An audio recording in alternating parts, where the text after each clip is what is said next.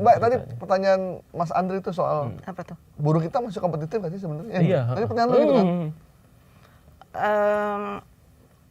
Gimana ya? Tentu tidak semua gitu ya. Tapi ada. Iya, pasti adalah competitiveness-nya. Buktinya perusahaan juga bertahan di sini gitu ya. Iya, iya. Dan oh ya, saya itu tadi ngomongin KDM ya. KDM itu di Jabar itu beruntung banget ya, punya 27 kota kabupaten. Sehingga kan beberapa bagian itu upahnya udah sangat tinggi. Ya, seperti Bekasi, Depok, Bogor kayak gitu, Kerawang gitu. Tapi kan ada juga gitu loh daerah-daerah yang sebenarnya upahnya itu masih kompetitif gitu. Kayak Majalengka, Garut kayak gitu kan. Jadi kan investor tuh masih bisa gitu Mas ke sana, itu masih bisa. Ya mungkin yang perlu dibangun itu ya mindset orang-orang sekitar ya, bahwa kalau ada pabrik baru itu, ini pabrik kan juga modalnya ada yang ngutang dong ya kan. Jadi untuk payback periodnya kan pasti lama gitu. Jadi tolonglah dijaga supaya kondusif gitu. Ya mereka kan diuntungkan juga dengan multiplier effect yang ada terjadi di situ. Jadi baik itu buruh jangan cuma minta upah naik, tapi juga mereka bertanggung jawab terhadap keamanan perusahaan. Dan mengedukasi publik juga ya? Iya, masyarakat juga ikut menjaga gitu ya, sehingga perusahaan ini bisa berlangsung terus. Sebenarnya tuh edukasi itu pemerintah daerah juga punya tugas juga sebenarnya Mbak. Pengusaha juga punya Mas, pengusaha juga punya. Iya, kan kalau pengusaha udah ngasih modal, udah banyak memberikan ini. Nah pemerintah daerah tuh mengamankan, memberikan edukasi kepada masyarakat. Iya, termasuk infrastrukturnya. Iya, infrastrukturnya disiapkan gitu. Jadi kadang-kadang tuh kita kenapa sih kita tuh perlu educate masyarakat itu gini. Kadang-kadang satu perusahaan itu kan terikat pada aturan yang diberikan oleh brand, oleh buyer gitu ya. Mereka tuh harus comply terhadap aturan ini. Tapi bahkan contoh aja pengelolaan limbah itu tuh nggak boleh sembarangan.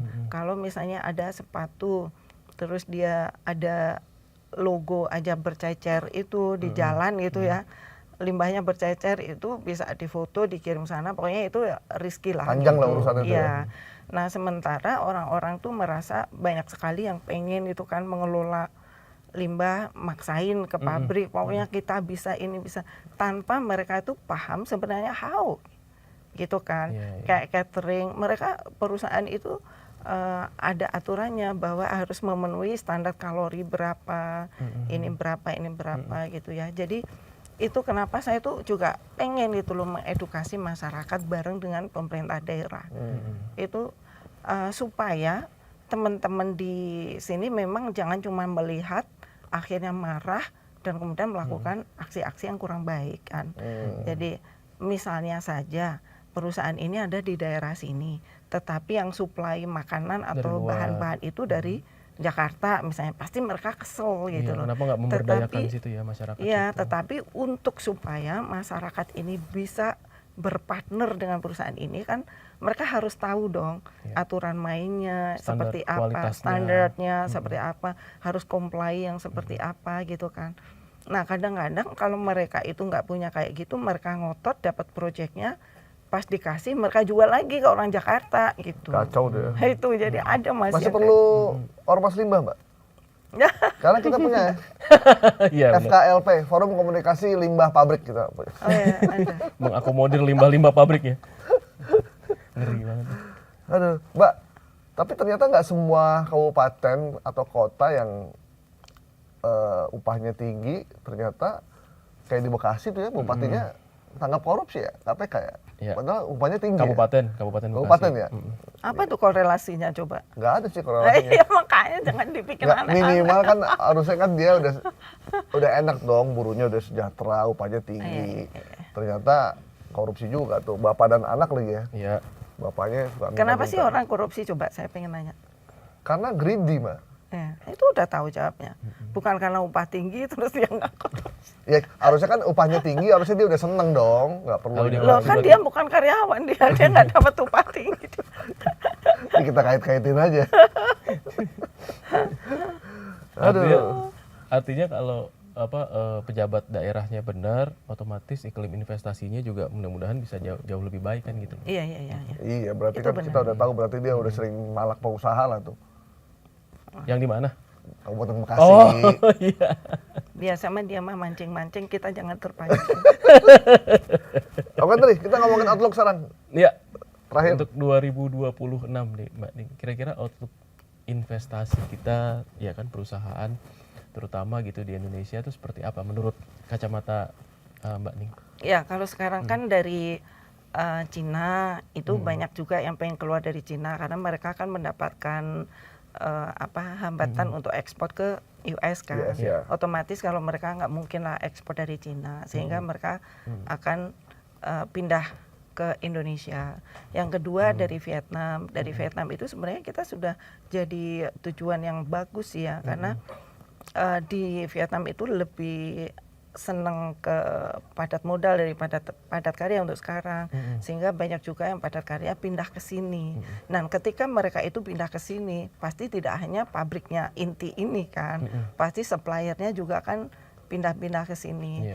Overall situation sebenarnya Indonesia itu masih jadi tujuan gitu loh. Cuma keluhan itu tetap ada, itu yang harus diperhatikan. Bagaimana supaya mereka itu tidak hanya pengen pindah ke sini, pas ke sini kecewa gitu, jangan gitu kan. Ya itu tadi dengan penegakan hukum, dengan aturan yang jelas ya. Seperti itu sih Mas, lebih ke seperti itu. Saya masih positif sih, masih yakin. Optimis, Indonesia masih, karena Indonesia itu basically kita punya human resource yang cukup, ya kan, tanah yang luas, ya kan. Terus punya jurnalis kayak kalian lagi gitu. Amin. Jadi sebenarnya masih jadi tujuan sih, masih jadi tujuan. Tapi kita masih jadi tujuan, Mbak. Masih Tujuan jadi. investasi masih ya? Iya. Kalau di Jabar aja udah bertambah ya ininya juga, investasi tahun lalu, tahun ini itu aja udah bertambah. Ada anaknya Pak Dito Ganinduto ya, jadi bupati atau wali kota ya? Itu kayaknya juga bagus tuh. Bupati Iya, di Kediri. Oh, di Kediri ya? Sama anaknya Gubernur DKI ya? Pramono Anung ya? Pramono Anung. Ada ya? Di mana tuh ya kalau dia ya? Lupa lagi di mana. Salah 3 atau salah 2 ya? Salah semua. Salah semua. Ada lah beberapa bupati-bupati itu kepala daerah muda yang Iya. lebih comply gitu dengan Iya, situasi Iya. di lapangan dengan dunia usaha dan lain-lain gitu. Iya. Iya. Ya, kecuali yang bupatinya dinasti ya biasanya agak ribet tuh. Contoh. Kacau juga nih. Dulu Iya. kan udah nggak ada. Dulu ya, Kan dulu. udah nggak ada. Dan ada gubernurnya dia anaknya bupati, terus omnya sekda, Iya. gitu kan, kayak gitu kan. Gitu. Ya nggak apa-apa sih kalau dalam negeri demokrasi kan. Cuma nanti kalau dipilih DPRD udah nggak bisa lagi tuh, agak susah ya. Betul. Makanya tadi udah jelas sih. Udah jelas ya arahnya. Ya? Oke Mbak, kita berharap sinergi dunia usaha, pemerintah, buruh, Iya. media itu terjalin dengan baik karena itu saling satu Saling kaitan, support ya. saling satu. Apalagi sekarang semua orang adalah media, jadi Iya, betul. orang dengan modal handphone aja dia bisa memvideokan banyak hal. Betul.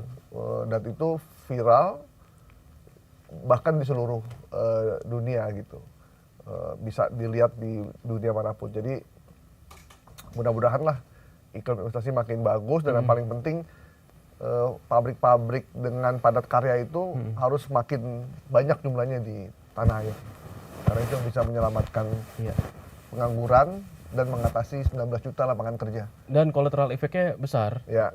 Ya kan, kesejahteraan masyarakat mengatasi? sekitar. Kenapa kok ngomongnya 19 Kok mengatasi juta? 19 juta? Enggak, ini kenapa 19 juta?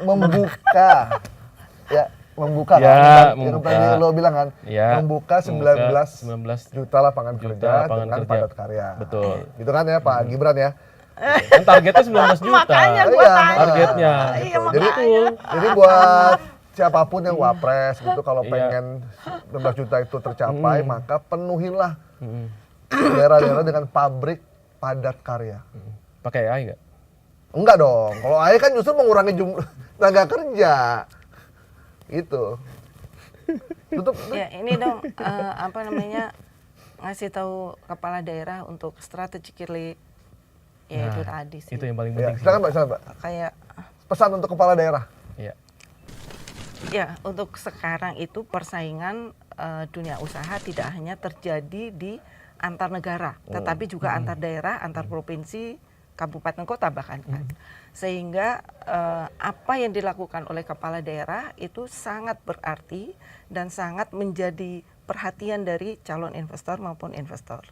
Itulah kenapa saya sangat berharap bahwa kepala daerah itu terutama kayak gonjang-ganjingnya upah, hiruk pikuknya upah yang belakangan itu kepala daerah lebih bisa lagi gitu mengikuti aturan, berani mengikuti aturan, tidak hanya menuruti elektabilitas gitu atau political needs gitu ya. Jadi seperti itu, terus lebih bijaksana juga untuk membuat kebijakan-kebijakan dan kemudian juga mampu memberikan rasa nyaman kepada para investor. Nah, semua yang dilakukan kepala daerah sekarang sudah sangat transparan, bisa dilihat dimanapun, sehingga penting untuk dilakukan dengan benar. Iya. Karena kami mengawasi gitu ya Mas Gaib ya. Oke, demikian to the point kita untuk episode kali ini. Kita ketemu di episode selanjutnya. Sampai jumpa. Terima kasih Mbak. Terima kasih. Thank you. Thank you.